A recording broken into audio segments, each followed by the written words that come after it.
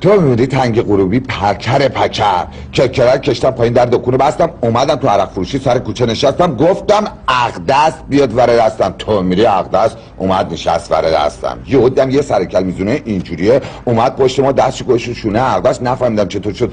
پا شدم 1 2 3 4 5 زمندار اومد دستم صورت یارو رو بیریخ کردم نشستم.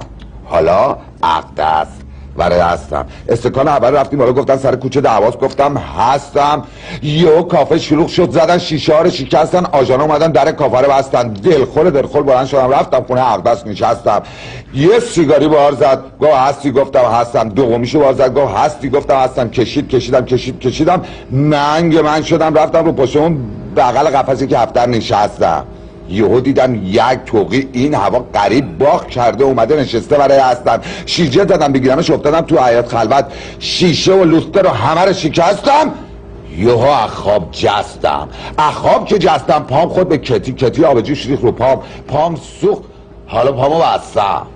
حالا اقدس نیست ور دستم. اصلا اقدسی نیست ور دستم. یادم افتاد که عمریه در کافه ها رو بستم. من خواب بودم دومندش اصلا من اهل این حرفا هستم.